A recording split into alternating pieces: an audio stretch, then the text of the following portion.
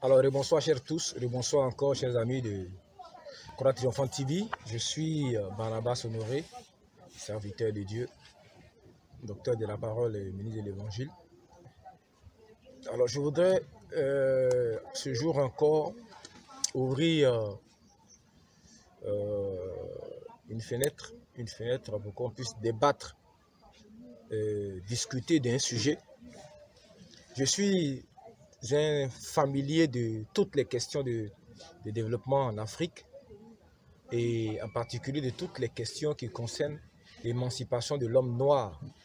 J'ai lu avec beaucoup de délectation les livres de Cheikh Anta Diop. J'ai écouté toutes les vidéos de tous ceux qui sont aujourd'hui les porteurs de l'égyptologie. J'ai écouté avec beaucoup d'intérêt un homme comme Théophile Benga, professeur Théophile Benga du Congo-Brazza, de Kofi Gomez du Bénin, et puis bien d'autres penseurs, bien d'autres chercheurs, spécialistes de l'égyptologie. Il y a un autre qui est dans les Caraïbes, dont j'oublie le nom maintenant, que j'écoute aussi avec beaucoup d'intérêt. Ils sont nombreux, les gens qui sont soucieux du développement de l'Afrique, que j'écoute, que je suis. Mais alors moi, mon problème avec toutes ces personnes-là, c'est que je pense qu'elles ont manqué un peu le but. Elles ont manqué le but. Par exemple, j'ai été très content lorsque, lors du colloque en Égypte, si je ne m'abuse bien, c'est en 81, si je ne me trompe pas, c'est dans les années début 80, 81, 83, quelque chose comme ça, où le professeur Cheikh Anta Diop, devant un quota de personnalités, de chercheurs, de scientifiques, d'historiens, a démontré avec brio que la civilisation égyptienne est une civilisation noire, une civilisation nègre. Et que les pharaons, hormis les Icos, les pharaons Icos, je crois, quelque chose comme ça, à part ce groupe de pharaons-là qui n'étaient pas exclusivement noirs, et puis ensuite tous ces pseudo-pharaons qui sont venus s'ajouter à la liste des pharaons africains qui sont venus de l'Empire romain, à part tous ces pseudo-pharaons-là, les véritables pharaons, depuis Namer jusqu'à la dernière, la reine Cléopâtre, étaient typiquement des Africains. Et j'ai été heureux, j'ai sauté de joie, j'étais tellement content. Parce que vous ne savez pas ce que ça représente pour nous chrétiens, de savoir que la civilisation égyptienne était une civilisation nègre. C'est vrai qu'aujourd'hui, des pasteurs ignorants et mal affermis ne comprennent pas la portée de ces choses. Parce que pour moi, si les Égyptiens sont noirs et que Israël a fait 430 ans en Égypte, et si dans la Bible, des hommes comme Joseph, des hommes comme Moïse ont été confondus à des Égyptiens, il y a de fortes chances que les Hébreux de la Bible soient des Noirs. Pas des Africains. Parce qu'on parle des Noirs, les Africains pensent qu'ils sont les seuls Noirs de la Terre. Mais allez-y chercher sur Google, vous allez voir que les premiers Afghans, les premiers Indiens, les véritables Indiens, les premiers Arabes, les premiers Esquimaux étaient des Noirs. Donc quand on dit Noir, les gens pensent automatiquement africain. Un Noir, ce n'est pas forcément un Africain. Mais seulement que ces Hébreux-là, étaient noirs. Ils avaient un teint de peau beaucoup plus proche de l'Africain que du Caucasien, que de l'Européen. Donc, ça avait beaucoup de joie, beaucoup d'intérêt que j'ai suivi ces choses-là. Mais lorsque ces gens-là ont commencé à chercher à trouver les causes du retard de l'Afrique,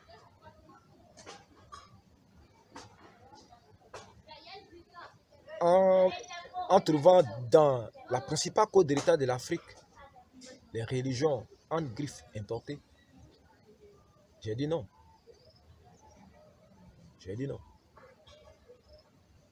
C'est trop facile de dire que le christianisme et l'islam sont la cause première du retard de l'Afrique. Parce qu'il y a des pays qui n'étaient pas d'obédience islamique, qui sont devenus islamiques après, qui sont des pays très développés. Ce sont des pays très développés. L'Indonésie n'était pas un pays essentiellement islamique. Ils ont accepté l'islam après. Tout le sud de l'Espagne a été conquis par l'islam. La Turquie n'était pas un pays islamique. La Turquie est devenue musulmane après. La Turquie était le bastion du christianisme. Quand on parle d'Antioche, quand on parle d'Éphèse, quand on parle de Smyrne, quand on parle de Pergame, quand on parle de l'Arménie, c'était le bastion du christianisme. La Syrie était un pays chrétien. Ils sont devenus musulmans par la suite. Vous savez que c'est en Égypte que la première Bible a été traduite de l'hébreu au grec. Les premiers Égyptiens là, après avoir laissé la religion égyptienne, c'est vers le christianisme qu'ils se sont tournés. Est-ce que vous comprenez? La Libye n'était pas musulmane, elle est devenue musulmane. Mais c'est l'éternel problème des Africains. Ne jamais trouver dans leurs propres erreurs, dans leurs propres approches des questions de développement, la raison de leur état. C'est ce que le grand frère Venance qu'on a appelé la négrine. Cette substance pathologique qui ne se trouve que dans le corps du nègre, qui fait qu'il est incapable de penser avec raison, d'établir une relation de cause à effet entre les choses qu'il valorise, les choses qu'il aime, les choses auxquelles il s'est attaché, avec les résultats que ces choses-là produisent dans sa vie. Il est sale, il manque d'hygiène, et quand il est malade, il accuse le gouvernement, il accuse l'État, il accuse les sorciers. Il a un problème sur son voisin, il a un problème sur sa femme. Il n'a jamais la capacité d'assumer ses propres erreurs. Je vais vous donner une information. Selon les recherches que j'ai faites, la Corée du Sud, qui est un pays bouddhiste, il n'y a même pas encore 50 ans, compte aujourd'hui plus de chrétiens que de bouddhistes. Vous allez dire quoi? Ce pays est en retard. La Corée du Sud là, est en retard parce qu'ils ont accepté le christianisme. Quelqu'un le dira plus, quelqu'un me dit, non mais prenons l'exemple de la Chine. La Chine qui a gardé ses religions, d'abord je vous dis que la Chine n'a pas de religion, ce sont des athées, ce sont des communistes, ils n'ont pas de religion à proprement parler. Ils ont une pratique spirituelle, mais ce n'est pas typiquement de la religion. Ils vont dire oui, mais c'est vrai, mais ils ont gardé les traditions ancestrales. Et on dit la Chine est en train de devenir la première puissance économique mondiale. Oui, c'est vrai. Mais seulement que vous oubliez une chose. Vous connaissez Deng Xiaoping? C'est le père de la Chine moderne. C'est Deng Xiaoping, qu'est-ce qu'il a fait? Il allait faire allégeance aux États-Unis. Le développement chinois, quand vous regardez le développement chinois, il porte en lui les marques, la coloration de l'Occident.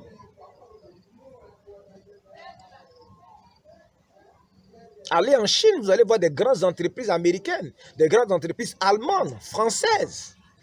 Le développement chinois que vous vantez n'a pas été tiré de la tradition ancestrale chinoise. C'est un développement qui vient des États-Unis, c'est un développement qui vient de l'Europe. Donc les questions de développement ne sont pas des questions liées à la religion. Hein? Moi, c'est ce que j'ai appelé, hein? J'ai appelé ça d'un nom là. Le négricisme. Le négricisme, c'est une forme de réflexion qui est basée sur l'empirisme nègre. Le noir, l'Africain, il n'établit jamais des relations de cause à effet dans tout ce qu'il fait. Il a toujours une approche magique de tout ce qui l'entoure, de tout ce qui l'environne. Il va au bord de l'eau, le blanc va voir l'occasion pour lui d'aller se relaxer, de se baigner. Il va voir l'eau, il va voir Mami Wata dedans. Il va sur une montagne, il ne va pas voir la végétation, il va voir sur la montagne là, les génies. Il a une approche empirique de toutes les questions.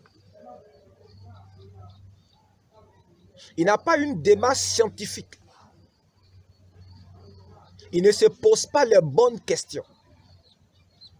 C'est pourquoi moi je blâme tous ces égyptologues qui sont en train de nous prouver la grandeur de l'Afrique. Mais l'Afrique dont vous parlez là, c'est une Afrique qui est morte il y a plus de 2000 ans. Depuis le temps de Jésus, cette Afrique dont vous parlez n'existait plus. Elle avait été conquise, brisée, vaincue par les Romains. Ces grands pharaons dont vous parlez là, hein, ils n'existent plus. Depuis 2000 ans, ils n'existent plus. Au lieu de remuer sans cesse le passé et de chercher de la glorification dans le passé, enseignez nos jeunes gens la science, la technologie, conditionnons-les pour qu'ils apprennent à se battre avec les jeunes de l'Occident. Au lieu de chaque fois être le train de remuer le passé, Cheikh Anta Diop, il a essayé au Sénégal, ça n'a rien donné.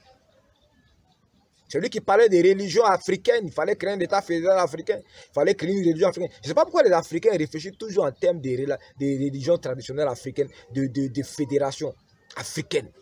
C'est-à-dire que si vous, c'est-à-dire que, regardez, les leaders africains, ils proposent toujours des solutions qu'on ne peut jamais mettre en vigueur. Vous voulez créer un État fédéral africain, vous allez commencer par quoi? Avant de créer un État fédéral africain, regardez le Nigeria. Ils ne sont même pas capables de se diriger. Ils comptent combien d'États? Regardez la RDC. Elle n'est même pas capable de se diriger. Avant de commencer à créer des États, un État fédéral africain, commencez d'abord à mettre de l'ordre dans nos nations. Dans les micro-pays que nous avons là, commencez à mettre de l'ordre.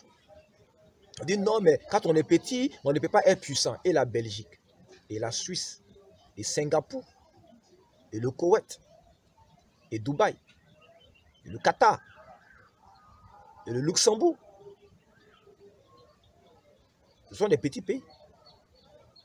Mais un pays comme Singapour, vous pouvez prendre toute l'Afrique de l'Ouest, on ne les égale même pas en matière de PIB. Comment ils ont fait? Vous pensez que c'est la taille du pays là qui fait la force d'un pays? C'est l'intelligence de ces populations. La capacité à se sentir membre d'une même nation, d'avoir un destin commun, d'être capable de réfléchir en termes de nation, en termes d'équipe. Donc arrêtez de blâmer les Blancs. Quelqu'un disait que c'est parce que l'Afrique a été colonisée. Moi, je suis allé en Corée du Sud. Et nos guides nous ont parlé de la colonisation japonaise. Il n'y a pas de colonisation plus féroce.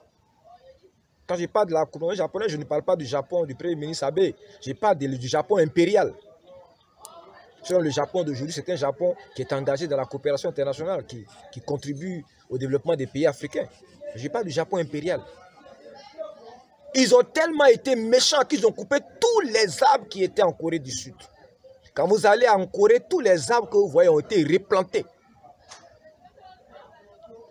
Ils ont été replantés. Donc sortons de ce que j'appelle le négrinicisme. C'est-à-dire qu'on se complaît dans cette approche honteuse de nous-mêmes. On est toujours en train d'accuser les Blancs, la colonisation, l'esclavage, la religion, dont les Blancs sont venus, nous ont blagué avec le christianisme, ils ont pris nos terres. Écoutez, voici l'Afrique du Sud, on a redonné l'Afrique du Sud aux Noirs. Depuis que l'Afrique du Sud existe, les Blancs n'ont jamais pris des armes pour tuer les Noirs étrangers qui sont en Afrique du Sud. Mais ce sont les propres Noirs sud-africains, c'est eux qui ont pris des armes pour tuer leurs propres frères noirs. Regardez l'Afrique du Sud. Ça fait plus de 20 ans qu'elle est dans les mains des Noirs. Elle n'est pas encore sortie de la pauvreté.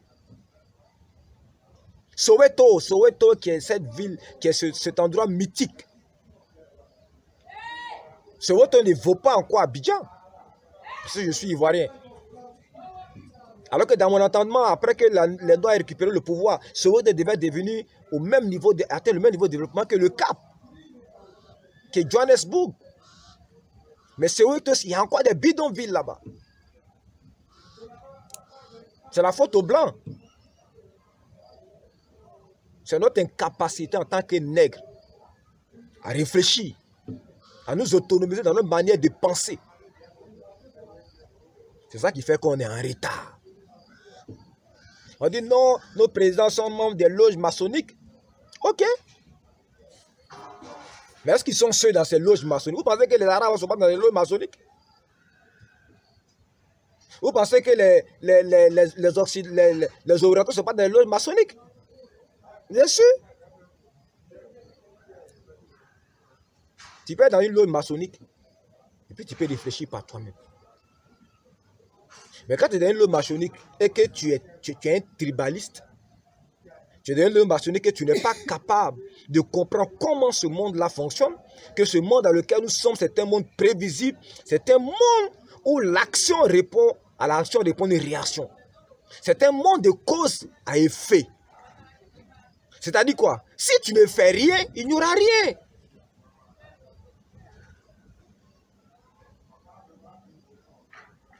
Moi, je suis chrétien. Je suis serviteur de Dieu. Mais je ne suis pas messianiste. C'est-à-dire quoi? Je n'attends pas que Dieu descende du ciel pour changer mon pays. Je sais que ce n'est pas le rôle de Dieu de descendre du ciel pour changer le pays. La capacité à changer mon pays se trouve en moi. Je suis né dans cette terre de Côte d'Ivoire parce que Dieu a mis en moi les éléments pour pouvoir changer mon pays. Et tous ceux qui sont nés des sangs ivoiriens, ils portent en eux les solutions que ce pays-là traverse. Mais on est assis, on attend la Banque mondiale, on attend le FMI, on attend la coopération française, on attend la COICA, la JICA. C'est eux qu'on attend pour venir nous aider. On veut construire un pont, on attend la Banque mondiale. On veut faire une route, on attend la Banque mondiale. On veut faire telle chose, on attend la Banque mondiale. Quand vous allez que la Banque mondiale, ils ont créé ça pour vous aider, pour aider les pays noirs à se développer. Quand vous allez savoir de vous, ils ont créé la Banque mondiale. Quand vous allez savoir de vous, ils ont créé la Banque mondiale. Donc sortons de ce négrinisme-là. Et puis assumons notre destin en tant qu'hommes libres. Le développement, là, c'est un prix. On ne développe pas pays de son camarade. La France ne se battra jamais pour nous développer. Ni les États-Unis, ni le Japon. Ce n'est pas leur rôle. C'est vous et moi. Nous devons prendre conscience. Ce n'est pas la religion, ce n'est pas la colonisation, ce n'est pas l'esclavage qui sont les causes de notre héritage. C'est notre incapacité à nous assumer nous-mêmes. C'est notre incapacité à penser en tant que nation. Notre incapacité à construire des équipes pour travailler ensemble. Regardez les hommes politiques. Regardez le triste spectacle qu'ils donnent d'eux-mêmes dans nos différents pays. Regardez un homme comme Kamto, éminent professeur d'université. Aller au Congrès américain aux États-Unis pour espérer que les Américains vont le faire roi au Cameroun. Regardez comment un homme comme ça peut penser être un chef d'État. Comment un homme peut penser être un chef d'État? Comment tu peux penser que tu peux développer le Cameroun en allant demander l'aide aux Américains pour venir t'installer? Et ils vont le faire gracieusement. Parce que tu es noir, tu es beau. Réfléchissez un peu. Et tous ceux qui se disent des traditionalistes africains, là, où étaient vos fétiches là, quand les Blancs venaient nous coloniser? Ils étaient où? Vos masques et toutes ces choses-là. Ils étaient où? Tous ces Béanzins qui étaient dans le vaudou, là, les Béninois qui disent ils sont dans le vaudou, les Béanzins là, étaient où quand les Blancs venaient nous coloniser? Ils étaient où tous ces dieux d'Ifé, tous ces dieux du Benin City? Ils étaient où?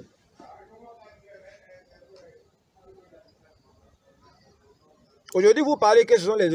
mais vous étiez des païens, vous étiez des fétichistes lorsque les Blancs sont venus et puis ils vous ont vaincus. Alors, si vous êtes vaincus, c'est que les dieux sont plus forts que vos dieux. Donc l'intelligence voudrait que vous veniez faire allégeance à leur Dieu. Hein? Soyons sérieux. Le développement, ce n'est pas une question de religion. La religion a sa part. Mais d'abord, c'est une question de cohésion nationale. Apprendre à former des équipes. Apprendre à bâtir des systèmes de développement. Apprendre à bâtir des systèmes de réflexion. Apprendre à formater l'esprit de nos jeunes, de nos femmes, de nos anciens, pour qu'on puisse penser dans la même direction. C'est à ce prix-là qu'on va se développer. Sinon, rester dans les terminaux et récriminations là, c'est de la négricité, c'est de la négricité, c'est de la négrine. Ce sont des choses honteuses dans lesquelles on se complaît en tant qu'Africain. Donc, voilà ce que je voulais dire par rapport à cette question, parce que j'ai écouté plusieurs vidéos des gens respectables, mais qui ont des raisonnements honteux. Qui accusent toujours les Blancs, le Blanc qui a fait ça. Le Blanc, il est dans sa logique. Toi, tu as les ressources que lui n'a pas. Tu veux qu'il fasse quoi? Mais il va venir te servir chez toi. Et tu penses qu'il va faire quoi? Tu as l'uranium, tu ne sais pas ce que tu vas en faire, mais il va venir chercher ça. C'est leur logique à eux.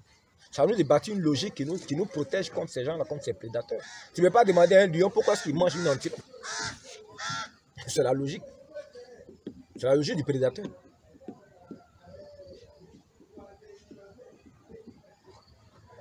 Donc, mes chers amis, voilà mon opinion sur la question. Moi, je joue le débat. Ceux qui veulent discuter, vous pouvez faire des commentaires et puis on va ouvrir le débat, on va discuter. Voilà. Je suis serviteur de Dieu, mais je m'occupe des questions de développement. Donc que Dieu soit avec nous, qu'il nous bénisse, qu'il bénisse nos pays, qu'il bénisse l'Afrique. Hein? Et puis, qu'il nous aide à avoir les yeux ouverts. Moi, je ne suis pas messianiste. Je ne crois pas que quelqu'un va quitter le ciel pour venir sauver l'Afrique. Je crois que celui qui va sauver l'Afrique, là, il a mis ses capacités-là en nous en tant qu'homme. C'est notre responsabilité de nous battre en tant qu'homme pour sauver nos pays, pour sauver notre continent. Voilà. Parce que les gens pensent que quand tu es pasteur, tu es dans ce que j'ai appelé le messianisme. C'est-à-dire que tu pries, oh Dieu, viens nous sauver. Dieu ne peut pas sauver nos pays. Il nous a donné la responsabilité de sauver nos pays. Il nous a donné la charge. Ce n'est pas son rôle, ce n'est pas son travail de venir aider nos pays. Il nous a dit à tout donner pour sauver nos nations. C'est à nous de nous lever et puis de nous battre. Il y a toujours une génération qui paye le prix. C'est à nous de savoir laquelle de ces générations qui va payer le prix en Afrique. Nos pères n'ont pas voulu payer le prix. C'est à nous de voir. Si c'est notre génération, si c'est celle de nos enfants. De toute façon, il faut qu'une génération paye le prix. Les Européens ont payé le prix. Voilà la condition du développement. Que Dieu soit avec nous, qu'il nous garde. Je vous salue. Barnabas, Honoré.